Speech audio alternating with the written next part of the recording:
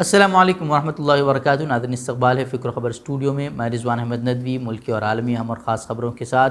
तो नाज़रीन, ख़बरों की तफ़सीलात से क़बल गुजारिश आपसे कि अगर आपने चैनल को सब्सक्राइब नहीं किया है तो सब्सक्राइब ज़रूर करें, बेल आइकन पर क्लिक करें, वीडियो को लाइक और शेयर करें। अगर ख़बरें आपको अच्छी लगती हैं तो कमेंट बॉक्स में अपनी राय ज़रूर रखें। तो नाज़रीन, बढ़ते हैं ख़बरों की तफ़सीलात की तरफ।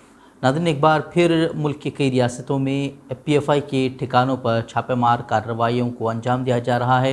आसाम, कर्नाटक, महाराष्ट्र और दिल्ली समेत कुछ रियासतों में पॉपुलर फ्रंट ऑफ इंडिया के कारकुनों के घरों पर छापामार कार्रवाई की गई है। और अभी ये ख़बरें सामने आई कि अब तक जो है वो 40 से ज़ायद लोगों को अब तक जो है वो गिरफ़्तार कर लिया गया है। उसके साथ ही आसाम में 21 लोगों को गिरफ़्तार किया गया है। कर्नाटक और महाराष्ट्र से भी लोगों को हिरासत में लिया गया है। ऐसी खबरें सामने आ रही हैं। दिल्ली में भी कई मकामात पर PFI के से वाबस्ता लोगों के ख़िलाफ़ छापे मारे जा रहे हैं। जामिया निज़ामुद्दीन रोहनी में छापे मारे गए हैं और मशरक़ी दिल्ली से 4 लोगों को हिरासत में लिया गया है।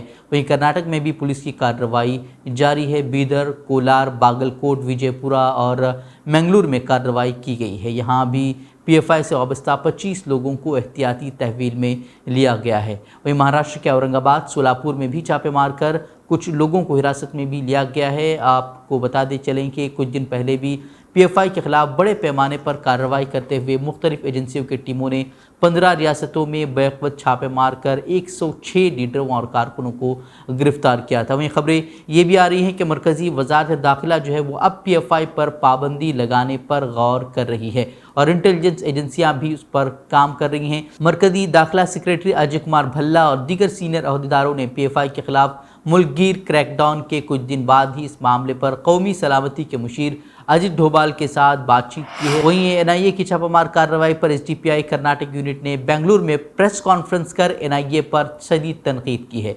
SDPI रियासती जनरल सेक्रेटरी BR भास्कर प्रसाद ने कहा कि ED और NIA ने कभी भी RSS और उससे मुंसलिक तंजीमों पर छापा नहीं मारा, बल्कि सिर्फ पॉपुलर फ्रंट ऑफ इंडिया तंजीम को निशाना बनाया जा रहा है। उन्होंने कहा कि ये एक मजबूत आवाज़ को दबाने की चाल है जो कि अक़लियतों, इस्तेहसाल ज़दा और मज़लूमों की हिमायत कर रही है। उन्होंने कहा कि बरसों तक कोशिश की गई लेकिन वो SDPI और PFI के ख़िलाफ़ एक भी मुकदमा साबित नहीं कर सके। ताहम फ़िरका परस्त फाशिस्ट BJP हुकूमत SDPI और PFI तंजीमों के ख़िलाफ़ लोगों में नफ़रत पैदा करने के लिए मुसलसल इस तरह के हमले कर रही है। उन्होंने RSS और उसकी ज़ैली तंजीमों को मुल्क की सबसे बड़ी ख़तरनाक तंजीम करार देते हुए कहा कि RSS और उसकी ज़ैली तंजीमें जिसके बजरंग दल, विश्व हिंदू परिषद, श्री राम सेना वगैरह फ़िरका वाराना मुनाफरत की कार्रवाइयों में मुलव्वस हैं, लेकिन उन पर ED और NIA ने कभी भी कोई कार्रवाई नहीं की। उन्होंने कई तरह के सवालात भी खड़े किए हैं। वहीं केरल के कैलिकट के एक स्कूल में तालिबा को हिजाब पहनने से मना करने के बाद एक बार फिर जो है वो हंगामा खड़ा हो गया है, जिसके बाद तलबा तंजीमों ने एहतजाज करते हुए मार्च किया जो कि पुरतशद्दुद भी हो गया।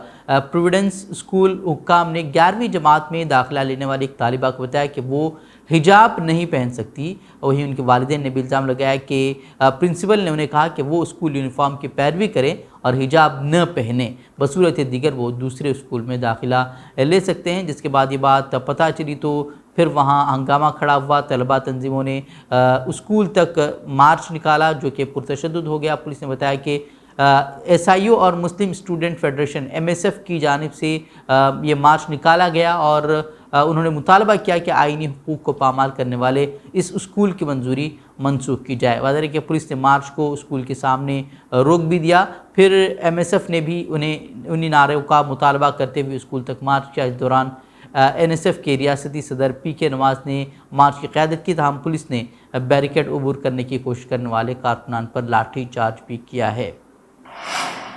वहीं एक टेस्ट के दौरान गलत जवाब लिखने पर ऊंची ज़ात के उस्ताद की तरफ से मुबैना तौर पर मारपीट के बाद उत्तर प्रदेश के औरैया ज़िले में एक 15 साला दलित लड़के की इलाज के दौरान मौत वाक़ई हो गई है। उनकी मौत ने ज़िले में पुरतशद्दुद मुज़ाहरों को भी जन्म दिया है। पुलिस की 2 गाड़ियां जो है उनमें आग लगा दी गई है और 2 को नुकसान पहुंचाया गया है। वहीं कुछ मुज़ाहिरीन ने मुबैना तौर पर पुलिस एहलकारों पर भी पथराव किया है। वहीं NDTV की खबर के मुताबिक पुलिस को अपनी शिकायत में लड़के के वालिद ने इल्ज़ाम लगाया कि उस्ताद ने उसके बेटे पर लाठियों सलाखों से हमला किया और उसे लातें मारी, यहाँ तक कि वो बेहोश होकर गिर गया।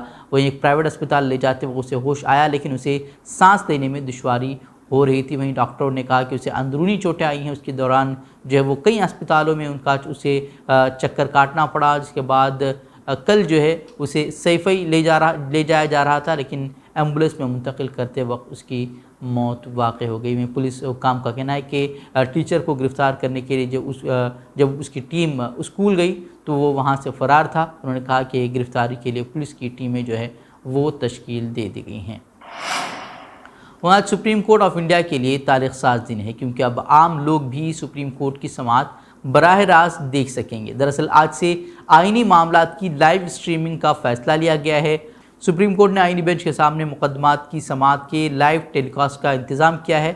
جن معاملات کی لائیو سٹریمنگ کی جانی ہے ان میں اقتصادی طور پر کمزور طبقات کے ریزرویشن، وہی مہاراشٹر کے شیو سینا تنازع اور دہلی مرکز تنازع بھی اس میں شامل ہے۔ قائل رہے کہ سپریم کورٹ میں سماعت کی لائیو سٹریمنگ کا فیصلہ گزشتہ ہفتے کیا گیا تھا۔ یہ فیصلہ دراصل آئینی بینچ کے مقدمات کی لائیو سٹریمنگ کے لیے کیا گیا ہے۔ فی الحال آئینی معاملات کی لائیو سٹریمنگ کرنے کا فیصلہ کیا گیا ہے۔ یہ فیصلہ جو ہے چیف جسٹس یو للت کی سربراہی میں مکمل عدالتی اجلاس کے دوران لیا گیا تھا۔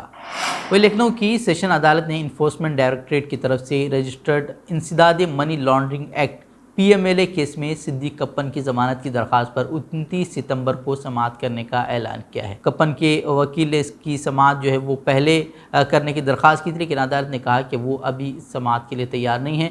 اور کہ سپریم کورٹ نے 9 ستمبر کو کپن کو دیگر معاملوں میں ضمانت دے دی ہے، لیکن وہ ابھی تک لکھنؤ کی جیل میں ہی ہیں، کیونکہ انہیں ابھی تک PMLA کیس میں راحت نہیں ملی ہے۔ وہیں کپن کو اتر پردیش پولیس نے اکتوبر 2020 میں متھرا ٹول پلازا سے اس وقت گرفتار کیا تھا جب وہ ہاتھرس میں ایک دلت خاتون کے ساتھ اجتماعی عصمت دری اور قتل کے بعد ہونے والے احتجاجی مظاہروں کی رپورٹنگ کے لیے جا رہے تھے، اور وہ تب سے جو ہے وہ جیل میں ہے۔ ترنت ہم بڑھتے ہیں عالمی خبروں کی طرف۔ روسی دارالحکومت ماسکو میں مسلح شخص نے اسکول پر فائرنگ کرتے ہوئے بچوں سمیت 13 افراد کو موت کے گھاٹ اتار دیا ہے۔ دراصل یہ افسوسناک واقعہ دارالحکومت ماسکو سے 600 میل دور مشرقی علاقے میں پیش آیا ہے، جہاں ایک مسلح شخص نے اسکول میں فائرنگ کرتے ہوئے 13 افراد کو قتل کر دیا ہے، جن میں سے 7 بچے بھی شامل ہیں۔ فائرنگ کے واقعات میں 21 افراد زخمی بھی ہوئے ہیں، جن میں کہ 14 بچے شامل ہیں۔ اس طرح کی باتیں کہی جا رہی ہیں۔ وہ حملہ کے بارے میں بتایا جا رہا ہے کہ وہ مکمل سیاہ لباس میں ملبوس تھا اور اس نے خود کو مکمل طور پر ڈھانپ رکھا تھا۔ حملہ کی شرٹ پر نازی جرمن نشان بنا ہوا تھا اور حملے کے بعد اس نے خودکشی کر لی۔ فوری طور پر حملہ کی شناخت جو ہے وہ نہیں واضح طور پر تعین نہیں ہو سکا ہے۔ واضح ہے کہ حالیہ برسوں میں روس میں اسکول میں فائرنگ کے متعدد واقعات پیش آ چکے ہیں۔ 2021 میں ہی کازان کے علاقے میں ایک بچے نے فائرنگ کر کے 7 بچوں اور 2 دیگر لوگوں کو ہلاک کر دیا تھا۔ روس نے لوگوں کی نگرانی کرنے کے خفیہ امریکی پروگرام پرزم کی تفصیلات منظر عام پر لانے والے اور امریکہ کے خفیہ ادارے CIA کے سابق ٹیکنیکل اسسٹنٹ ایڈورڈ کو شہریت دے دی ہے۔ روسی صدر ولادیمیر پوتن نے ایک حکم نامے پر دستخط کیے، جس کے بعد 29 سالہ ایڈورڈ کو وہ روسی شہری بن گیا ہے۔ وہ 2013 سے روس میں امریکہ حوالگی سے بچنے کے لیے ماسکو میں عارضی رہائش پذیر تھا۔ خیال رہے کہ امریکہ کی نیشنل سیکیورٹی ایجنسی کی جانب سے دنیا میں ٹیلی فون اور انٹرنیٹ کے نظام کی نگرانی کے پروگرام سے متعلق راز افشا کرنے کے بعد ایڈورڈ امریکہ سے فرار ہو کر روس چلا گیا تھا۔ روسی شہریت ملنے کے بعد تاحال ایڈورڈ نے کوئی بیان نہیں جاری کیا ہے، لیکن شہریت کے لیے اپنی درخواست دینے کے بعد اس نے کہا تھا کہ والدین سے برسوں کی علیحدگی کے بعد میں اور میری اہلیہ اپنے بیٹے سے الگ ہونے کی خواہش نہیں رکھتے۔ وبائی امراض اور بند سرحدوں کے اس دور میں ہم دوہری امریکی روسی شہریت کے لیے درخواست دے رہے ہیں۔ تھی خبریں۔ مزید خبروں کے لیے آپ ہمارے ویب سائٹ www.fikroخبر.com کی طرف رخ کر سکتے ہیں۔ مزید ویڈیوز کے لیے آپ ہمارے YouTube چینل کو سبسکرائب ضرور کریں۔ تو ناظرین اجازت دیں۔ السلام علیکم ورحمۃ اللہ وبرکاتہ۔